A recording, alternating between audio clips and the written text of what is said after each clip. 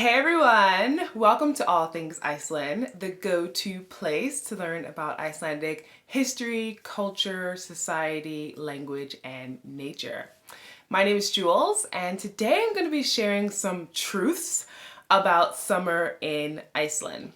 And not too long ago, I actually shared truths about winter in Iceland, and I of course will link to that in the description box below if you haven't seen that already. Definitely check it out. It will help you to kind of prepare a little bit for being in this country. In regards to summer though, there are some really interesting and distinct things that I think are fascinating just personally, but also would be helpful for you to know because summer in Iceland is not like summer in most other places. So I'm just gonna jump right into the first of 5 truths that I'm gonna share with you today. The first is that the official first day of summer in Iceland, which is a holiday, mind you, is celebrated in April. Yeah, you heard that right. Icelanders are like, you know what? April 23rd, we've made it through what is like the worst of winter. It's summertime. Even though it might not be warm, even though it might not look anything like summer in Iceland, or at least the high season during summer in Iceland. And what is so funny about this to me is that everyone has off from work, or at least most people have off from work here. And the reason for this is according to the Old Norse calendar, there were just 2 seasons in Iceland, winter and summer. And of course, winter being very harsh, April is essentially when the Vikings, or at least the settlers, felt like, all right, the worst of it is over. It is now officially, getting into being a season where like the days are much longer and brighter. And it's essentially, we're done with that season and we're on to the next. And it's so funny because winter in Iceland was just 6 months and the other 6 months was summer. This is not the case in reality when you think about like temperature, as well as just in general. There are more seasons that people consider now, like spring, which is super short in Iceland, and fall, which is also super short. So FYI, if you want to celebrate summer, come to Iceland on April 23rd and there will be celebrations happening in downtown Reykjavik because summer has officially come. Now, it's a big joke to some degree for many people, including Icelanders here, because the weather has on average not been very good on that day. Usually rainy, it could snow, like you just never know. So don't expect it to be like, oh, sunshine, rainbows. It might actually just be pretty chilly, rainy, no rainbows, no sunshine. That's a big possibility.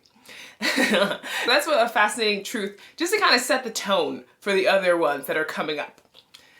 Number 2 is the weather here during the summertime. So many people are expecting that the weather in Iceland during the summer might be closer to the weather they experience when it's the summer season for them. That is not the case.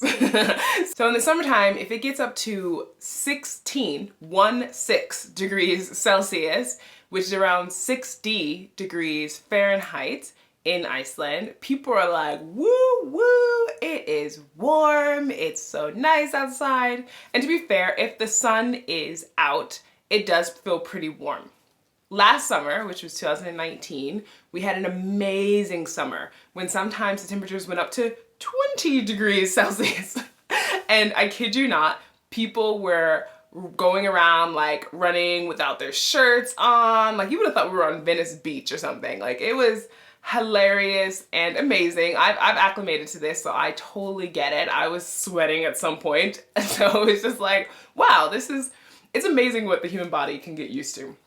But in regards to weather, the average around that time is between like 10 degrees Celsius to 16 degrees. So you're not getting these super hot temperatures.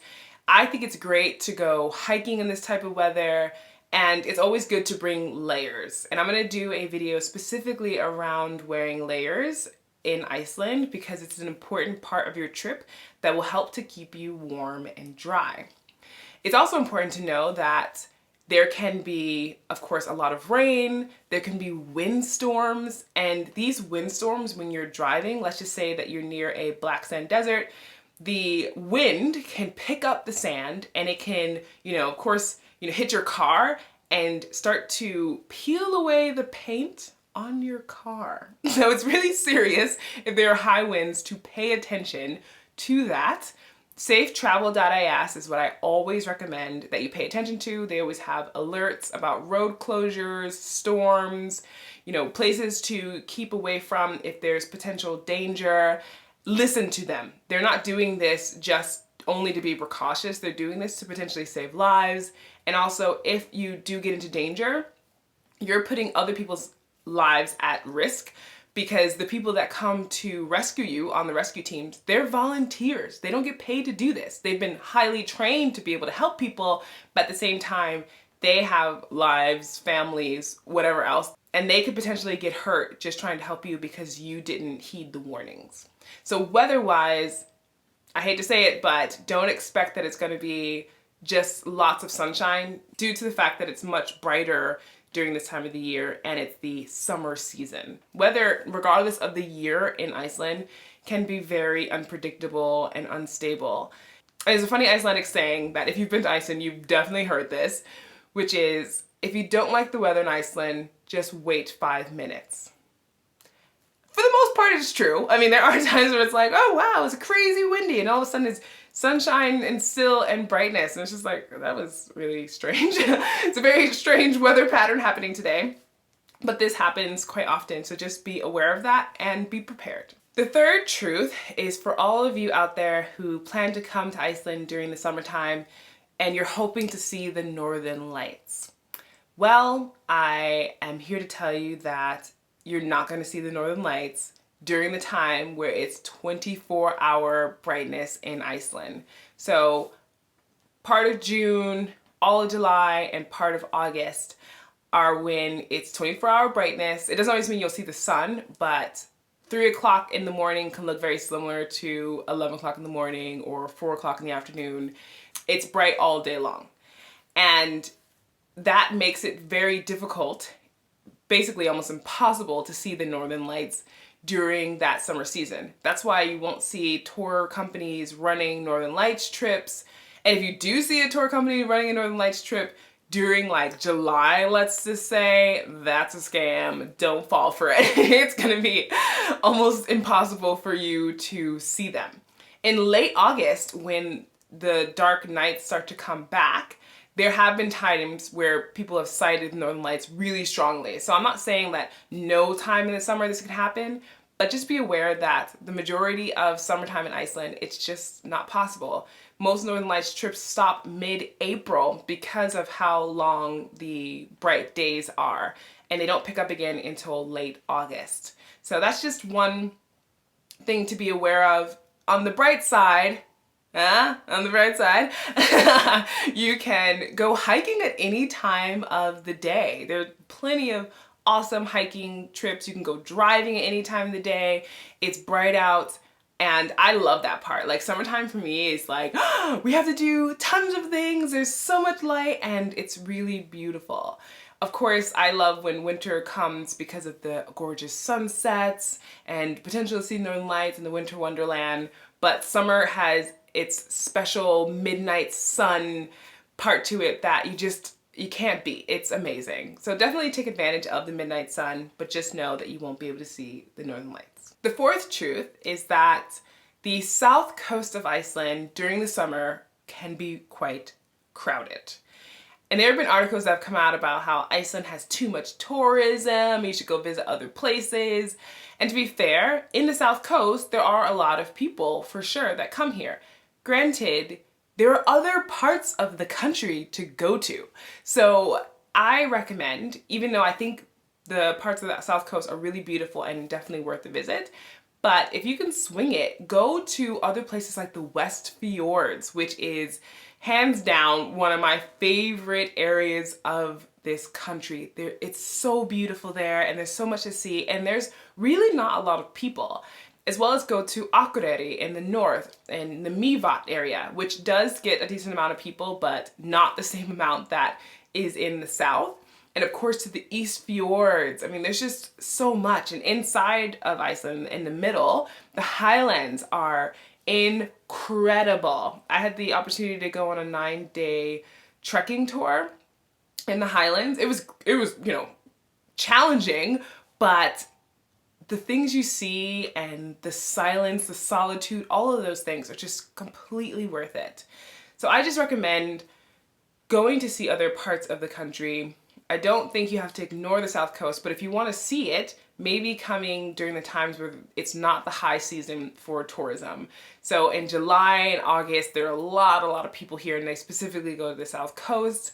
But in May or in October, there are less people. So that's a potential thing to think about when coming to Iceland is, you know, maybe just slightly off season in order to see these gorgeous places in the South Coast. And then in the summertime, go to other places that aren't as easily accessible in the winter, such as the West Fjords and the Highlands. And the fifth truth about summer in Iceland is that it is a vibrant green color in different areas of the countryside. It is absolutely gorgeous. The contrast between summer and winter here is just as different as when you talk about how it's fire and ice. Like, it's just so beautiful. And what you'll also see if you're driving around the ring road or just other parts of the country is that there are sheep that are just roaming around enjoying their lives, what I consider to be on the ultimate summer vacation in Iceland, because they are just chilling, eating, walking, sleeping, whatever it is that they feel like doing for all of summer. The important thing to know is that they have the right of way, and most of the time, if you see a sheep that is on the side of the road, very close to potentially coming onto the road, there's a good chance that they might, especially if you see a lamb on one side and its mother on the other. The lamb's gonna wanna run across to go to its mom. So just make sure that you slow down if you see sheep very close to being on the road, because they might just randomly run across and you don't wanna hit them. The horses, most farmers don't like it when you go and like feed their horses random things, so please don't do that. And there are places you can go if you want to like pet a horse or ride a horse or whatever. So just kind of keep that in mind. Same thing goes for sheep. They are not really interested in people like that. The ones that they know, like some of the farmers, they're fine with them, but most of the time sheep will run away from you. However, there are sheep farms where you can go and check out a lamb, sheep, maybe even cuddle a lamb, which I think is adorable. So it's one of those things, activities that you can do if you want to get a little bit closer to some of the animals that have been isolated for like 1,000 years in this country. But just overall, the way that the landscape looks in summer is one of the truths that it blew me away. And what really made me fall in love with this country is how beautiful it can be throughout different times of the year. So if you found this video to be helpful or entertaining, maybe both, please give it a thumbs up and definitely share it if you know of someone that is coming to Iceland, or just someone who loves Iceland the way that I do and they might find this video fun to watch. I'm definitely making more videos about things like this. I'd love to hear what you would like to know about Iceland. If there's anything in particular, put it in the comment section below, and I might potentially make a video about that topic. So make sure you're subscribed though, and you hit the notification bell so you don't miss out on future videos. Thanks for watching, and I will see you in the next one.